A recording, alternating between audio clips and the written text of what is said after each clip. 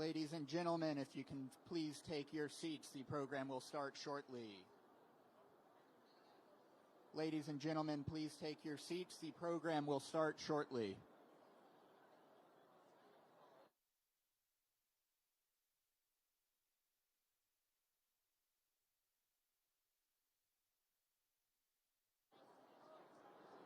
Ladies and gentlemen, please take your seats. The program will begin shortly.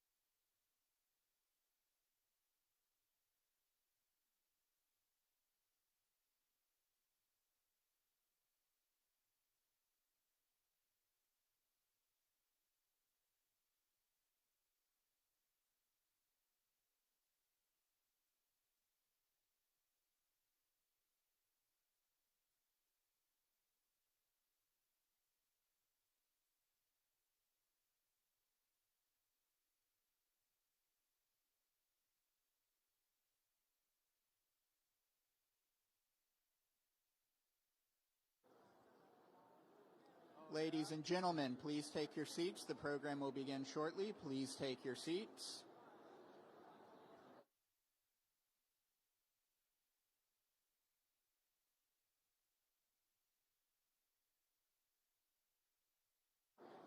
Everyone, can you please take your seats? The program will begin shortly. Ladies and gentlemen, please take your seats.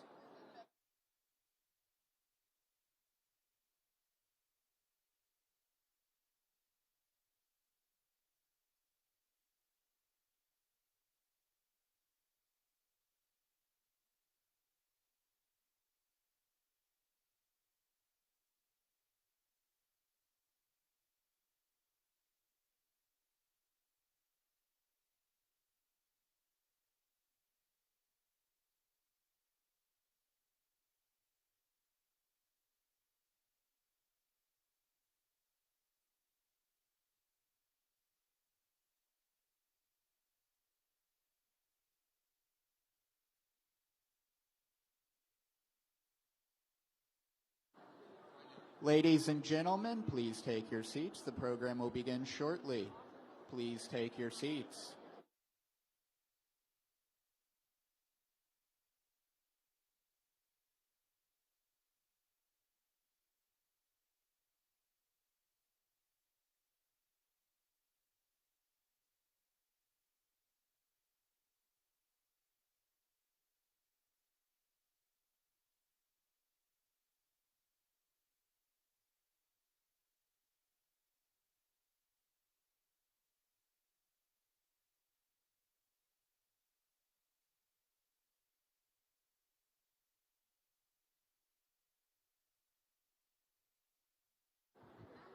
Ladies and gentlemen, please take your seats. The program will begin shortly.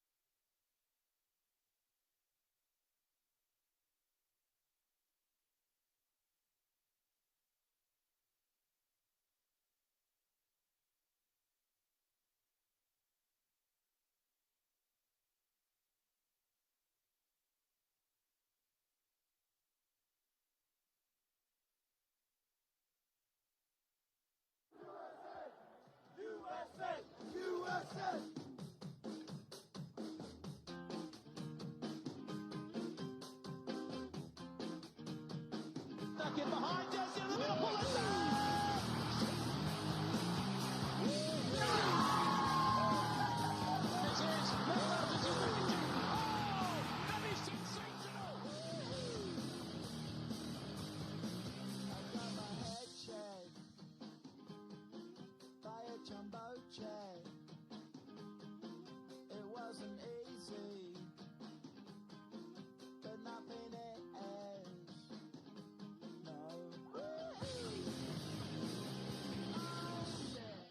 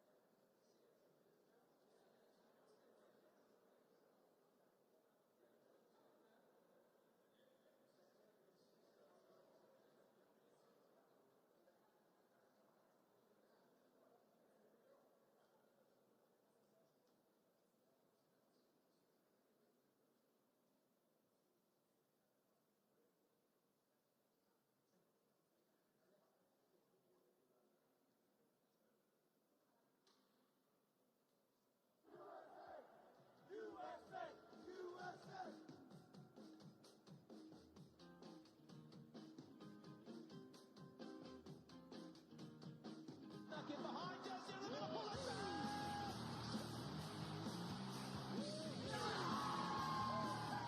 It is Manchester United. Oh, that is sensational! I got my head shaved by a jumbo jet. It wasn't easy, but nothing is. No. Oh, yeah.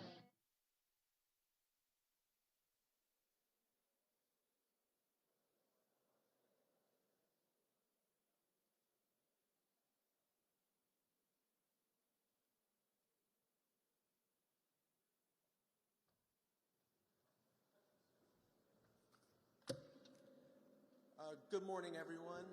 I'm very happy to be here and welcome you all to the DOT FIFA 2026 World Cup Summit.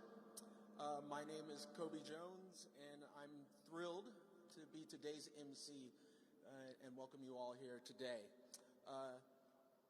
It truly is an honor for me to be a part of this because I know this game. I played it my entire life, and it's a sport that propelled me to another level, and it's an opportunity for so many different people to experience that same gift. I want to let you know that the pride and the honor that I have to be up here to have participated in the World Cup, and let you know that it truly is indescribable. Having been a part of the games in 1994, I can't underscore the impact that 94 World Cup had on me and had on the entire country.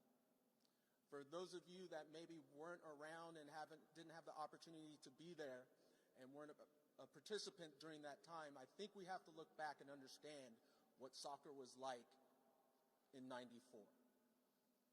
It was a sport that not many people knew a whole lot about here within the United States. There was a very passionate group that did understand it. There was a passionate group that was saying, you don't know what's coming your way in '94 when the World Cup is coming. That it is special. That it is a moment that will be indescribable. And let me tell you, it was exactly that. Being part of that '94 team and coming from an era where no one really knew about soccer and there's very little visuals of soccer on TV, it was special to see the '94 World Cup, come to fruition. We went from a situation where there were very few people knowing about soccer to all of a sudden it was like, what's this game? What's it all about? People wanting to be a part of the World Cup. I can remember a particular experience, and this is very LA-centric, because that is where I'm from, that let me know that, wow, this is something special. If you know Los Angeles at all, you know the freeways are always crowded, no matter what. Being part of the team for that '94 World Cup, and this is the moment where I knew this was really something special. We're on the bus, going to training during the World Cup. We're heading to the 5 freeway, and there's no one there. I'm like, wait a second, what's going on? And then I looked down and saw that the police had stopped the entire 5 freeway, for our bus to drive through smooth to go to training. That was the moment for me where I said, being from LA, okay, we made it. We're here. Everyone's going to love this game and is going to participate in this. But let me tell you, there were some upset people, on the freeway trying to get to work. But that was the moment for me. I really knew that we had made it. 30 plus years later, we have the World Cup coming back to the United States. It is something special.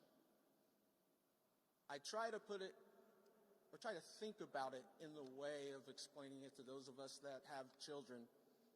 If you think you know what's going to happen here, you don't know. It's like saying, oh, I've had my first child. Guess what? The second child is going to be just like the first one.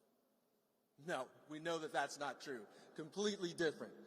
This World Cup will be different. It's going to be bigger, better, brighter, more exciting. That's what it's going to come down to. In 1994, for those of you that know, it was a special moment.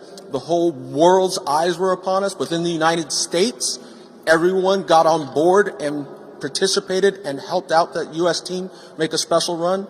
Well, in this World Cup, we have double the amount of teams as in 1994. There are going to be 48 teams spread across 3 different countries, where we have the opportunity to bring all of these countries together. Between Mexico, Canada, and the United States, we are going to be celebrating the World Cup here with 48 different teams. This is the opportunity to bring cultures together. This is going to be a special moment, in my humble opinion, where everyone's going to be coming together to celebrate the beautiful game. And as they say, in the old African proverb, it takes a village. Well, that's exactly what it's going to be like for this World Cup. It's going to take a village, and you are all part of that village, to make sure that everything is going right within this World Cup, and the celebrations can be special for everybody here. This is not only a celebration of the beautiful game, it's a celebration of the 250th anniversary of our nation. So that's a whole nother level, where, as I was talking to some people, we do have the opportunity for the U.S. to possibly play on July 4th, where something could be really special and take it to another level. I want all of you to know, the games are more than the 90 minutes on the field. It truly is a celebration for all of these different countries that come here during the World Cup. It's not just the 90 minutes, it's the celebration before, it's the celebration after. And We know when we talk about events, you talk about those 90 minutes, but you'd also talk about the experience that you had around it. And everyone here is going to be a part of that. So I want to say, for the work that all of you are doing, making sure that trains run on time, that planes bring tourists in and out safely, trucks are delivering food to the stadiums, all of that is essential to make it something special, to make it a memory for all the fans, all the people, and everyone watching around the world. It truly is the beautiful game. It does take a village, and we are all part of that village. So thank you for what you do, and let's get the show started. First up, we've got a quick video from my colleagues at Fox. Can we roll it?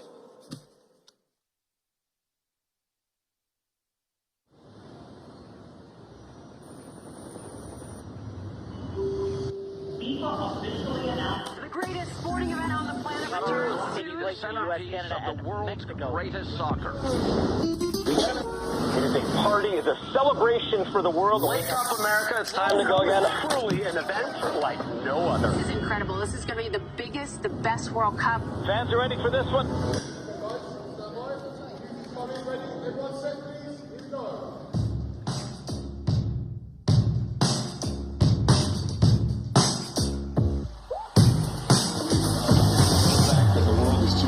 Billions of people around the world. There's so little in this world that unites us as a country, unites us as a planet.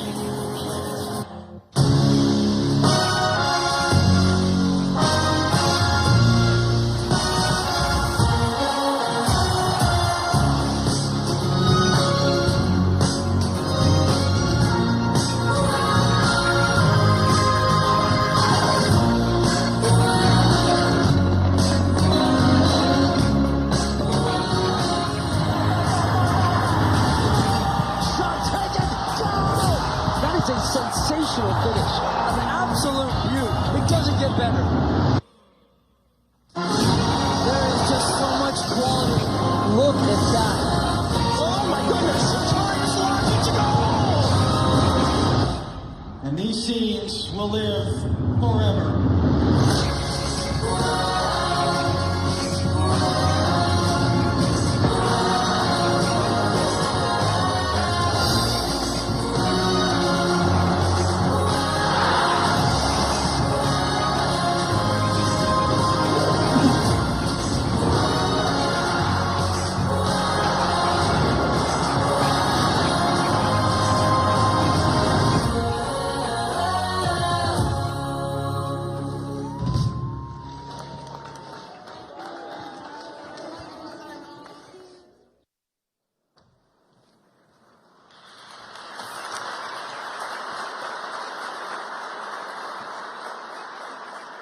I love that. I love that.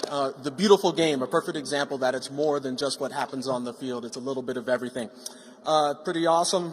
Right now, I'd like to turn things over to the host of today's event, the 20th U.S. Transportation Secretary, Sean P. Duffy.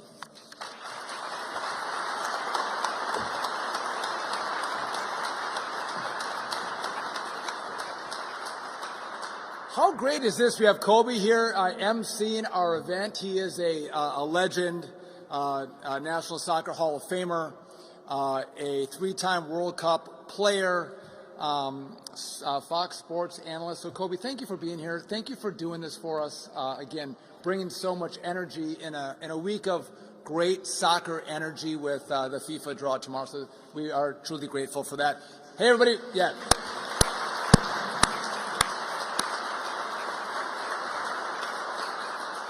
Welcome to DOT. Thank you all for coming. Listen, we are excited. Tomorrow is going to be a great day at the Kennedy Center. President Trump is going to be there. Thousands of people are going to be in attendance. But around the world, 1 billion people are going to tune in to watch the draw at the Kennedy Center. So we're excited that we're kicking the event off today here at DOT. We're excited about FIFA. The president is excited about FIFA because it's a great sporting event, but it's going to come to America on our 250th anniversary. And again, in America, we love sports. We love to celebrate our birthdays, so to combine those two things together is going to be absolutely fantastic. On top of that, at the White House, we're going to have the first ever UFC fight as well, so it's going to be a great celebration of America's 250th birthday. As we look to these games, right, we're going to have 6 million people that are going to come into the United States to watch these games. So I've talked with state, I've talked with Homeland, we've partnered together. The president has given this directive.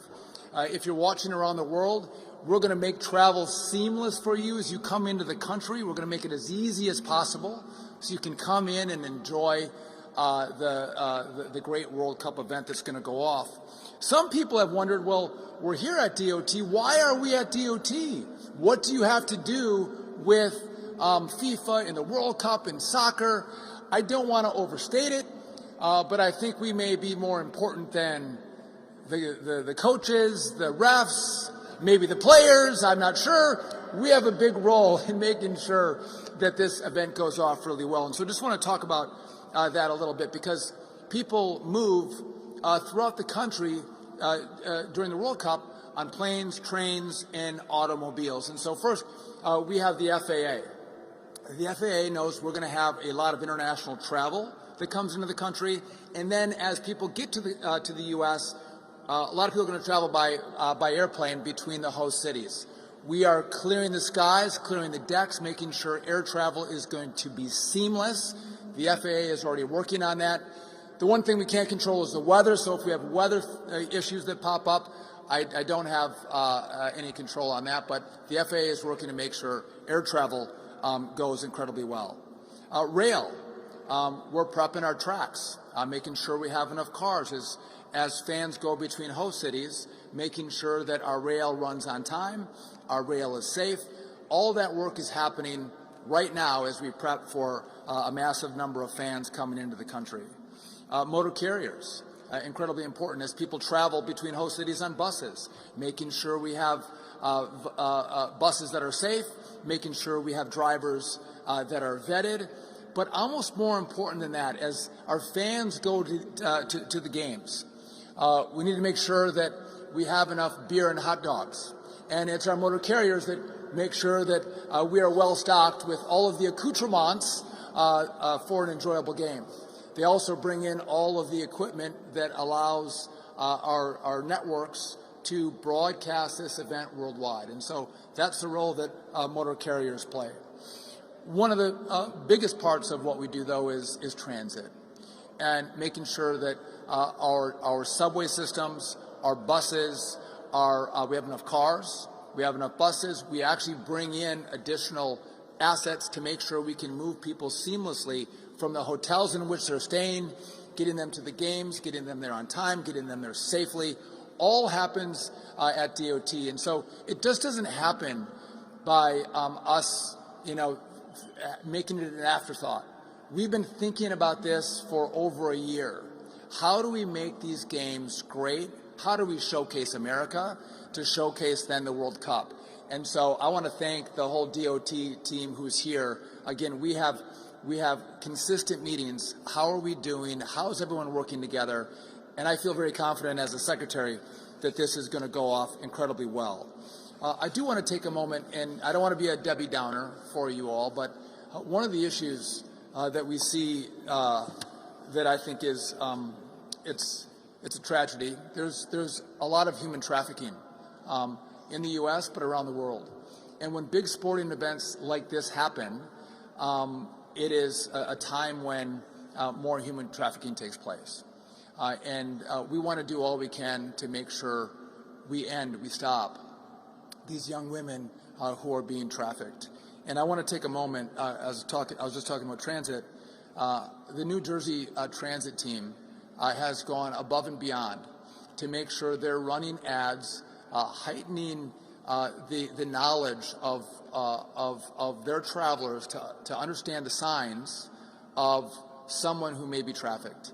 And so the DOT today, U.S. DOT, is going to award for their great work New Jersey Transit an additional $50,000 as a recognition of the work that they're doing to stop human trafficking and to maybe put a few more resources into that effort to make sure people see the signs. Again, we want to enjoy these games. It's a great time to celebrate.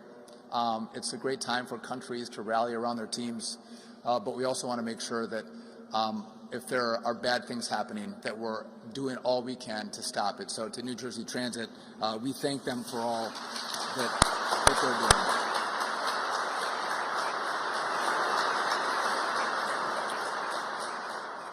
So, again, I want to welcome you all to DOT. Thank you for being here. I want you all to know that, again, we are working incredibly hard. And it's not just us, again, though we probably have the most important part of this. Don't tell Marco Rubio or Kristi Noem I said that, but we do.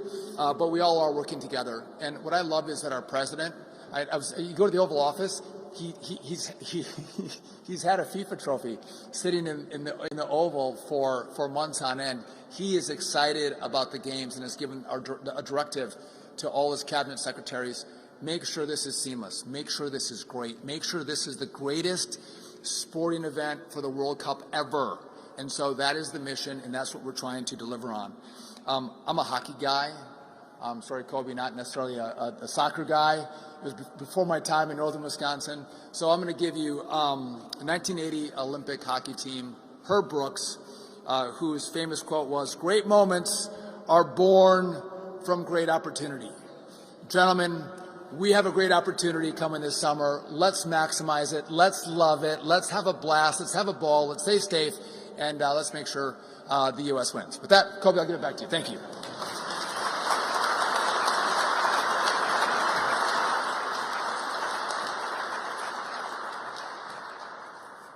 Great opportunity indeed. Now let's welcome the Executive Director of the White House's World Cup Task Force, Andrew Giuliani.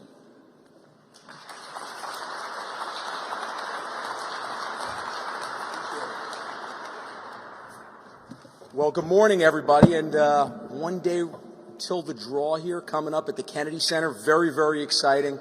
You know, I thought this week that I might, or the White House Task Force on the World Cup, might have the busiest week in Washington. But looking at what the Department of Transportation has done just in the last couple days with Dulles Airport and a commitment to making it a great gateway for our nation's capital, and then, of course, with the incredible announcement yesterday with President Trump in reducing CAFE standards to make cars more affordable. Really, congratulations to you, Secretary Duffy, and the transportation team here. So to all of you guys, a round of applause for making transportation more seamless for Americans.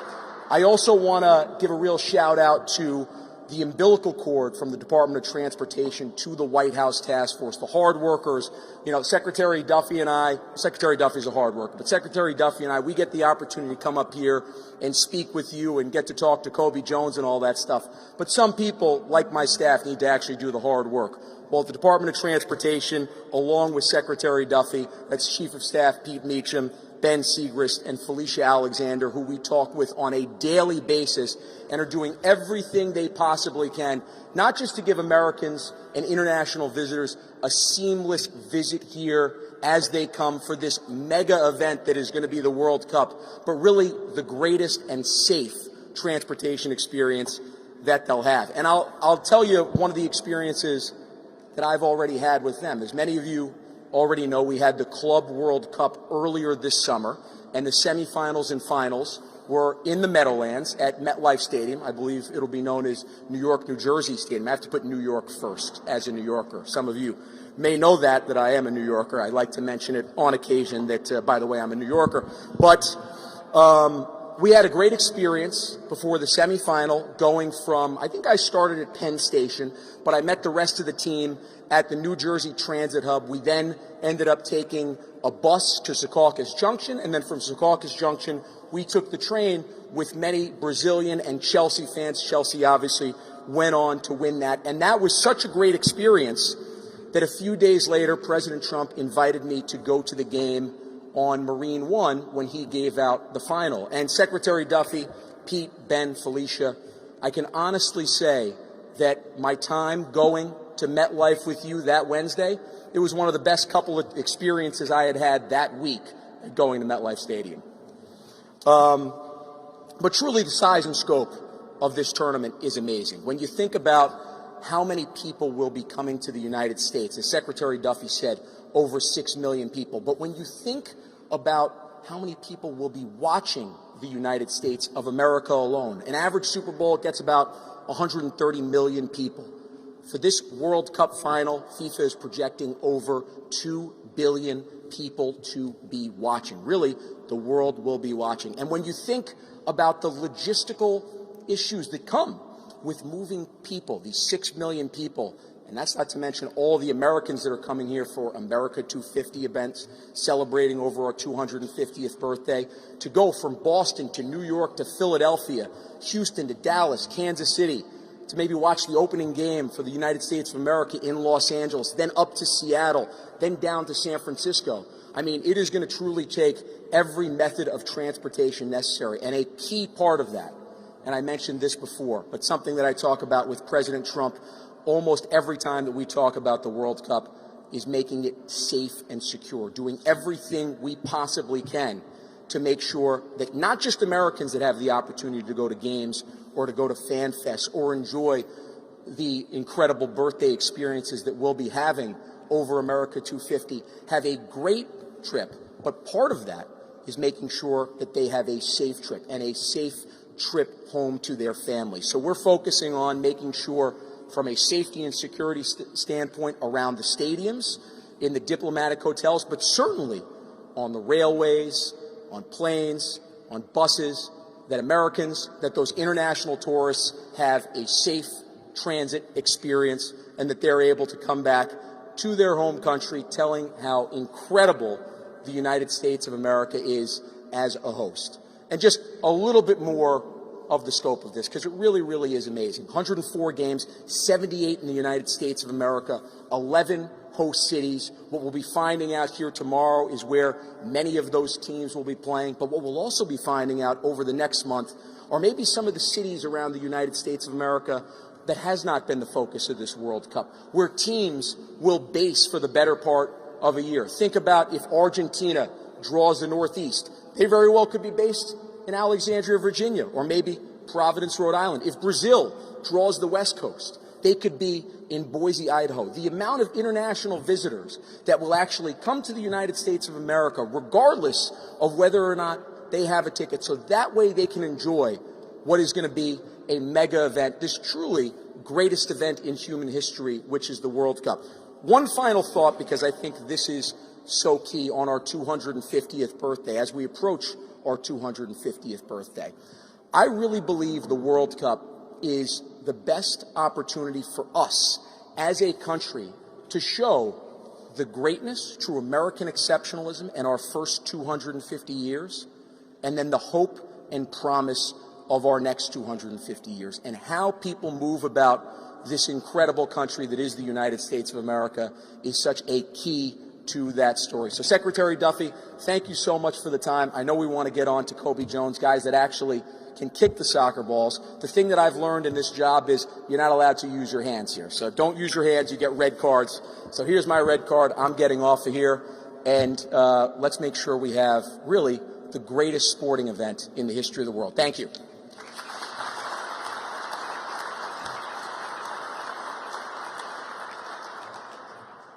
Thank you so much.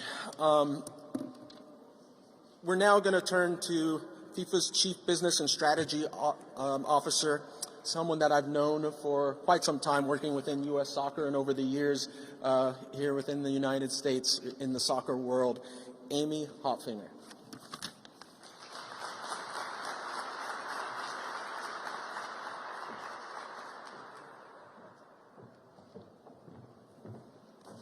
Good morning. First, I'd just like to share our thank you on behalf of FIFA to the Department of Transportation for bringing this group together. It's so great to see so many dedicated state, local, federal, private sector, public sector, some of our host cities here, some of my FIFA colleagues. So thanks for taking the time this morning. I know it's a busy week for a lot of us. We have a big day ahead of us tomorrow. But on behalf of FIFA, on behalf of the FIFA World Cup 26, I'd like to thank Secretary Duffy and his entire team for their commitment to supporting next summer's FIFA World Cup. And ensuring travelers and transportation is a vital part of that success. The speed with which this administration and the care with which this administration has approached the FIFA World Cup is really second to none. You've heard from a few speakers today.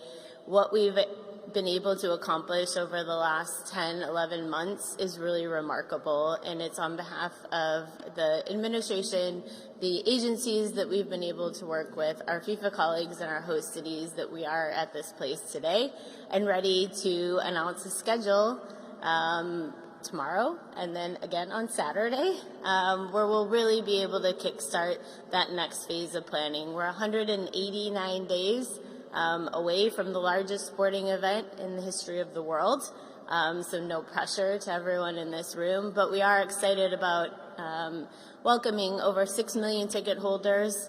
We're looking at $30 million in financial economic impact to the United States. That is second to none. We really need to make sure that we are ready to welcome the world. We have this opportunity, this once-in-a-lifetime opportunity, and we need to meet that mark. Next summer's tournament presents unique challenges to our transportation systems, not only with the footprint across the United States, but also cross-border travel with our partners in Canada and Mexico. We've worked hand in hand with our host city committees on mobility planning, wayfinding, and messaging so fans can safely travel to and from matches next summer. We're grateful to DOT for their support of the host cities in this process, and we'll work to ensure consistent messaging, communication, and collaboration with local authorities across all of our venues to provide a seamless experience and travel around the stadiums. In the months ahead, we look forward to working with you all to ensure a safe and successful FIFA World Cup, smooth travel experiences, transportation for soccer fans around the globe, and to make sure that the United States is ready to welcome the world in less than 200 days. Thanks again to Secretary Duffy, to the FTA Administrator, to the rest of the Department of Transportation staff, to our partners in the White House Task Force and our host cities for organizing today's summit and for being part of it. It's great to see so much energy and excitement around transportation. And looking forward to the next couple days here in DC, and then the next final sprint as we get ready for 26. Thank you.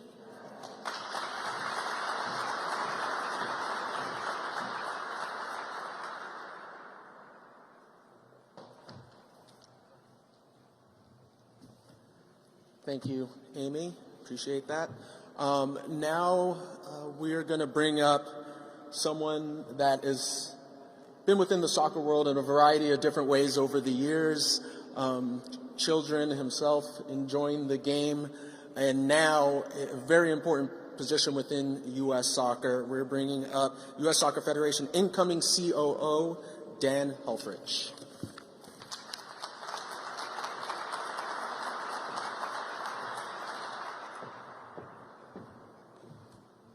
Thank you to Secretary Duffy and to everybody for assembling this group. And while we at U.S. Soccer are extraordinarily excited for all 48 teams that will compete, we're really excited about the one that will be wearing the red, white, and blue.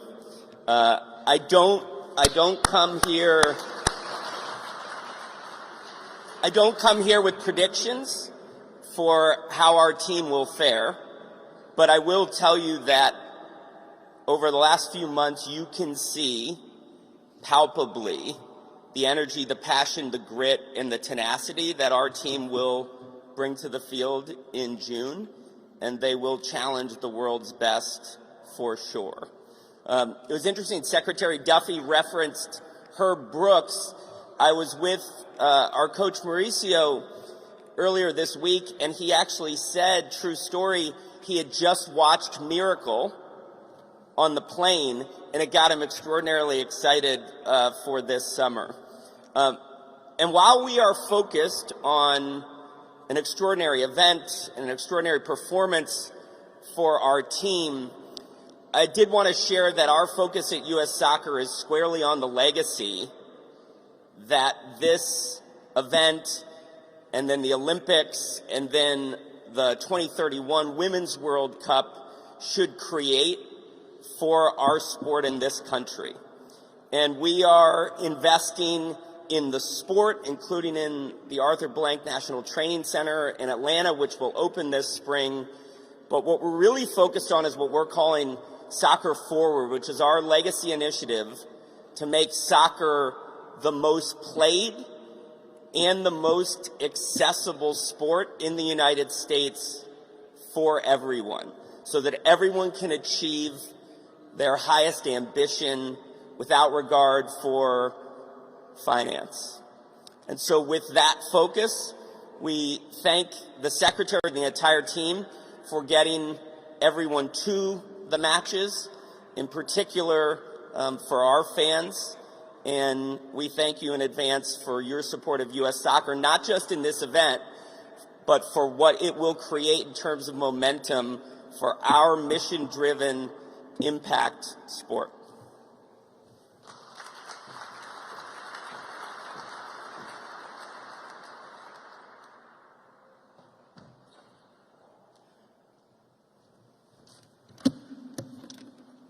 All right, I want to bring up someone special here now.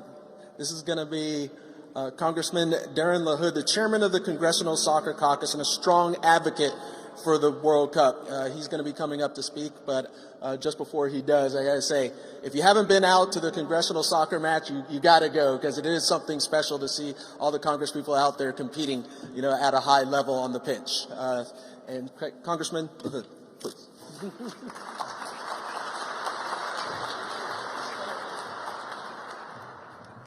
USA, USA, USA. Thank you, Kobe. What a great day for our country and a great day for America to be here, and a big week for soccer. I want to thank Secretary Duffy and his team for hosting us here today at this beautiful venue, and to talk a little bit about soccer and the World Cup.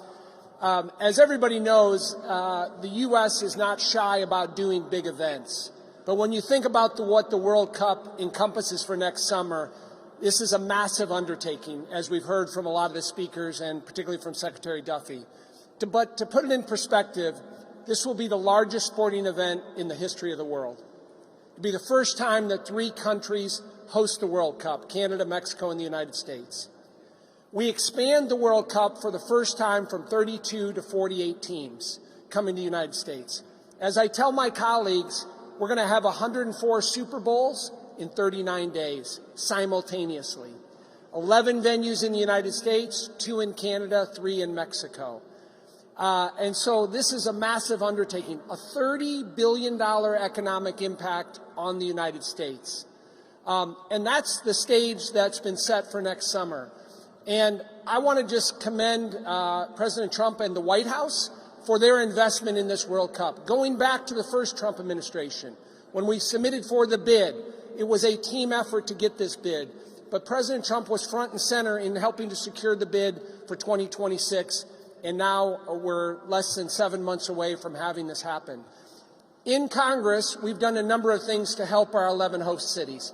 Early this year, we got a $625 million appropriations that goes to our 11 host cities for security, for helping our police, for helping on logistics for those 11 host cities, which is vitally important. Secondly, $525 million for anti-drone technology for the 11 host cities, which plays an integral part on the security apparatus for the 11 host cities. So we've been very involved at the congressional level on those dollars, putting our money where our mouth is in terms of infrastructure and security that we need for the World Cup. And so I've been awful proud to play a role in Congress with the White House Task Force and all of our partners you've heard from today to make this the most successful World Cup in the history. And we have a generational opportunity for this country. Soccer is the fastest growing sport in the United States. It's the sport that's the most popular in the world. But this World Cup, what it'll mean for the United States, for our youth programs, and for our country, will have a generational impact for the future. And all of you in this room and the people we've heard today will play a role in that. And we look forward to working hard over the next 7 months to make this such a big success for the United States. Thank you, everybody.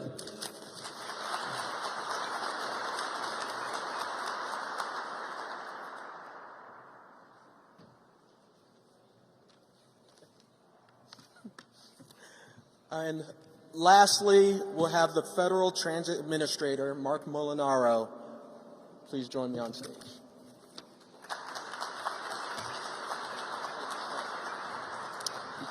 I have the very difficult task of being the sixth speaker, which means only one thing. Everything has been said, but not everyone has yet said it. And so it is my job to inspire you off into our breakout sessions, encourage you to really dive in. This is a pep rally. Kobe and I were saying a little bit more. We need a little more energy from you. I noted Sean McMaster wasn't clapping loud enough from Highway. And the transit agencies, you're going to be moving millions of people around this country. Cheer for that. You're on the front line. Come on.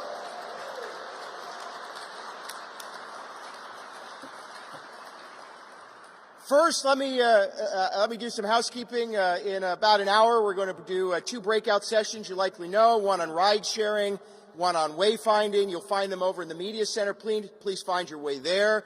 There are a number of partners in the back, including those from USDOT. Please take an opportunity to get information that they're distributing, including our playbook from the FTA, our big event playbook. We hope that it's a good tool for transit agencies, those in the charter sector. We're trying to clarify some of the rules, make sure you understand all the game plans, and that you're engaged and ready to go.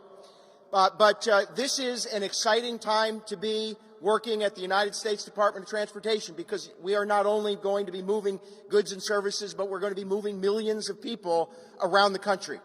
For this one opportunity when America gets to play on the main stage in soccer, and the world is going to be watching. And so to my friends in transit agencies all across the country, we are grateful for the work that you've done to prepare, but we have so much more to do. We need to be sure, as President Trump and Secretary Duffy have made perfectly clear, the experience those millions of fans, those athletes, those coaches, and everyone associated with World Cup, the experience they have can be made or broken on a transit experience. Be very clear. Transit agencies will be that moment of connection. And we want to be sure that the experience folks have is not only safe, but enjoyable. We have to be on our A game. And the U.S. Department of Transportation and FTA is your partner to ensure that that happens. And it is clearly a wonderful opportunity. And so whether it's a ferry boat or a subway, whether on a platform or a bus, there needs to be a safe, reliable, accessible, and efficient system. There needs to be connectivity. We want our host cities and our transit agencies talking to one another, engaging with one another, and planning together. We have to be on our A game. And I have absolute faith that the transit organizations, our partners in the private sector who play an important role in charter service, you are all prepared for this moment. It is an exciting time to be an American. We will host the World Cup. We will celebrate the 250th anniversary of our independence. And we will put on the best show, the best display, and the best set of games the world has ever known. But it is up to us. And so together, whether it's investment in projects that will create accessibility and reliability in host cities, the President has already, under Secretary Duffy's leadership, invested millions of dollars. We need those projects done. Whether it's partnership with all of the modes and those of us at FTA to ensure that you understand the rules and regulations, that we have the resources ready to go, partnering with our friends in Congress. We want to be sure that we are continuing to row in the same direction, all so very critically important. And lastly, this will be our opportunity, I think, certainly, and we've said it, a once-in-a-lifetime opportunity to showcase the strength, the innovation, and the reliability of American transit all across this country. And so together, I think we're going to meet the President's expectation, we will meet Secretary Duffy's mission, and we will put on the best games the world has ever known. Let's go USA.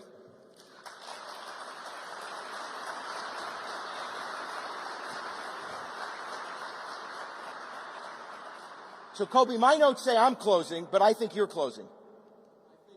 So if Kobe did not show up today, they were going to make me be the MC.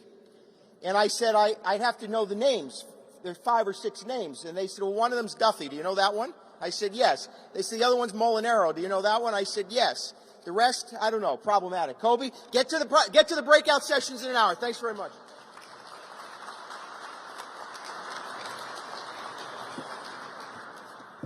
All right, well, as we close out this portion of the programming, there's somebody special that wanted to chime in. So my good friend Alexi Lawless has something to say. He wishes he could be here today, and I think we're going to roll something. Greetings, Alexi Lawless here. Thank you so much, Secretary Duffy, for having everybody here today, and thank you to the Department of Transportation that is literally going to get us around next summer during the biggest World Cup in history.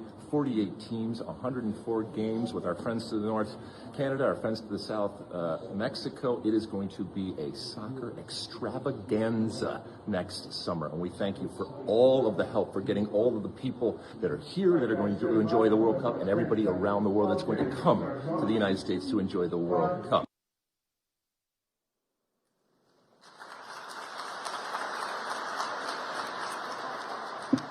Thank you all for coming, and remember to enjoy the beautiful game. Take care. Thank you.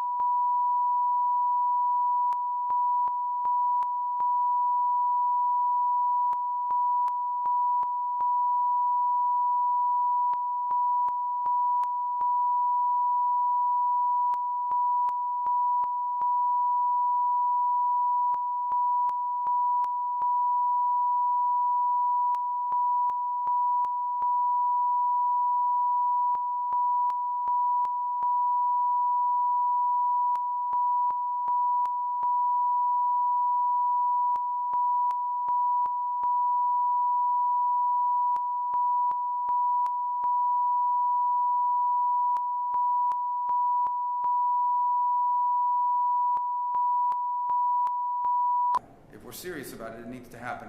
Everybody likes to have press conferences and put out statements about how terrible the situation is in Haiti. It's time to do something about it.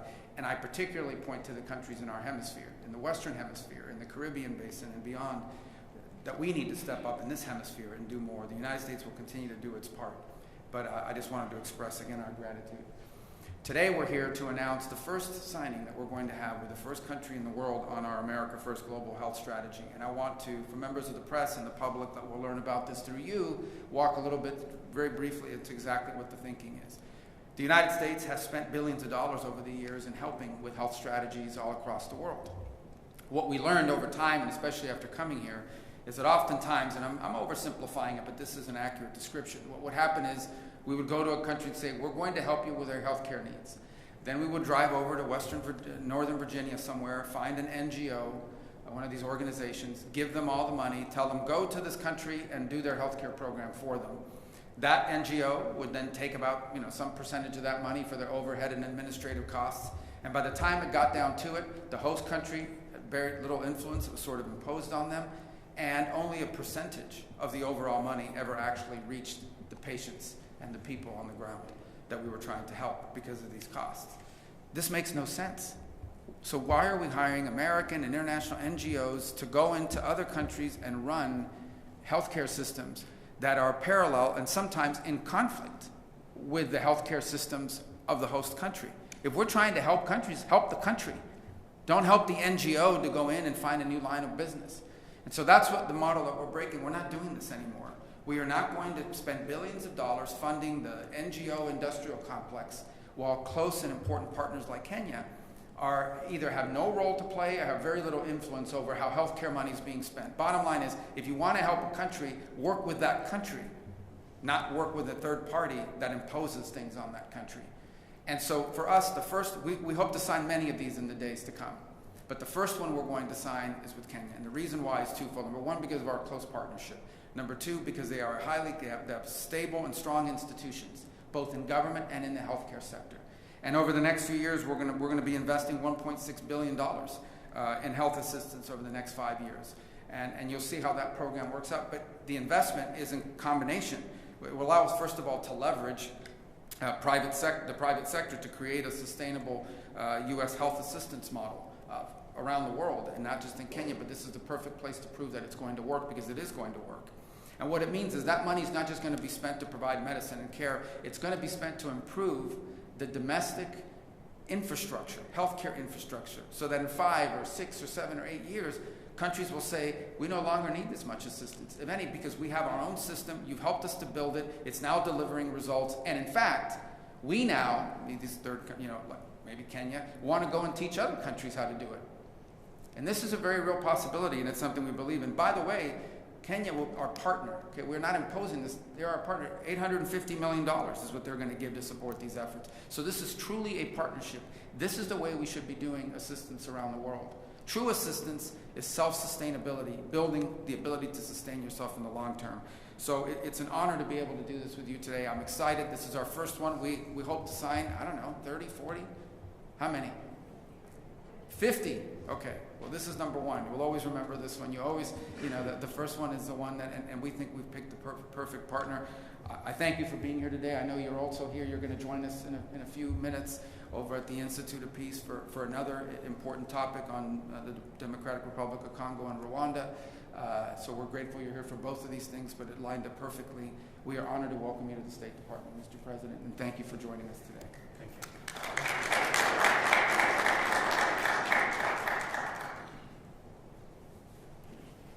Thank you very much, Secretary Rubio, Secretary of State of the United States, distinguished members of the United States delegation, ladies and gentlemen. For over a quarter of a century, the United States has worked alongside Kenya, investing over $7 billion in well-being, health, and progress of our citizens. This partnership has saved millions from malaria, from HIV/AIDS, tuberculosis, and other life-threatening outbreaks. Together, we have built resilience, restored hope, and supported impactful institutions. Today, we reaffirm this consequential transformative, and historic partnership, which stands as a testament that becomes possible when two friendly nations unite around a common vision and a shared resolve to make healthcare systems not only stronger, but more resilient and truly sustainable.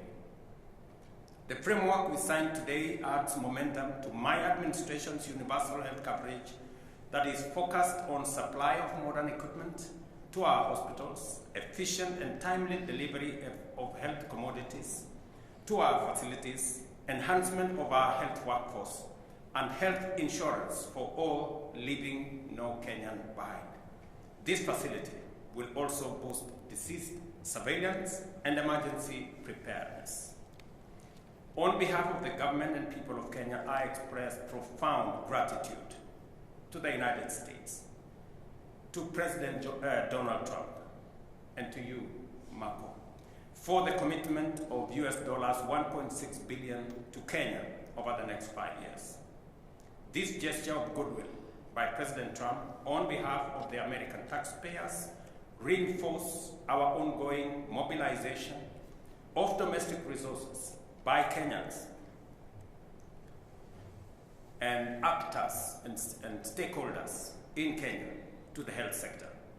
And I assure you that every shilling and every dollar will be spent efficiently, effectively, and accountably.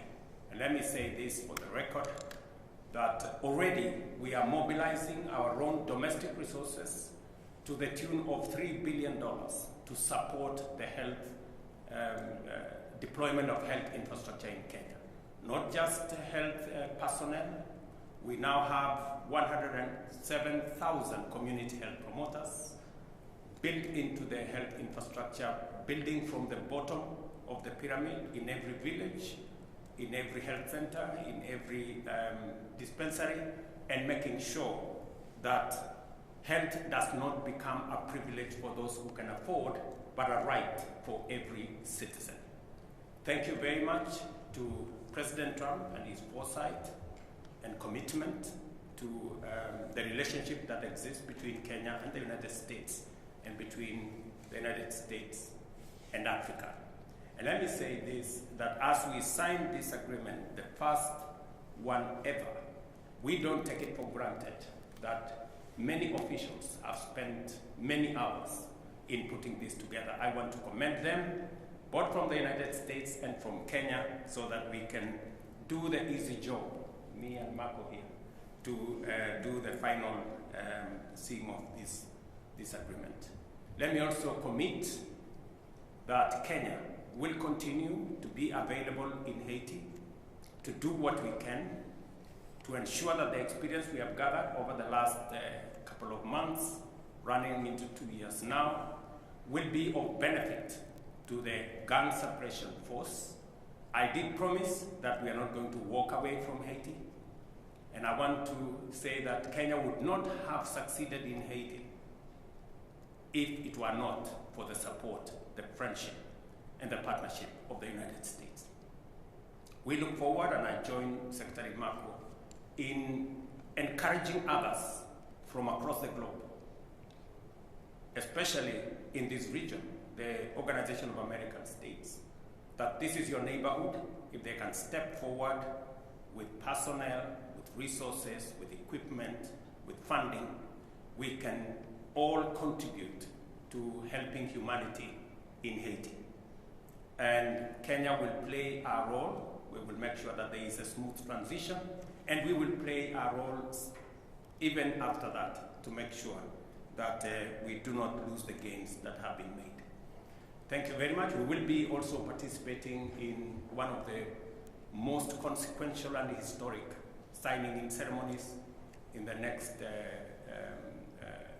event on Eastern DRC that will see stability, peace, and progress achieved as a result of the bringing together of the various teams and creating an ecosystem where our region, the East African region, we can unlock the potential that comes out of the peace and stability that we envisage and encourage all actors that we work together towards the success of what President Trump has put together.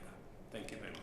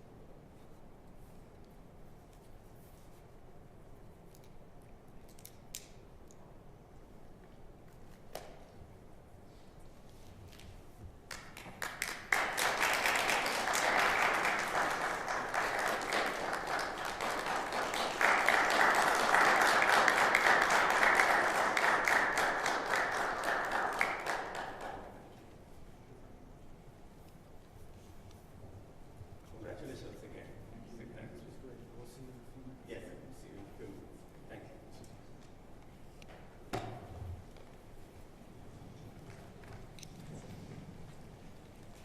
Secretary, any comment on your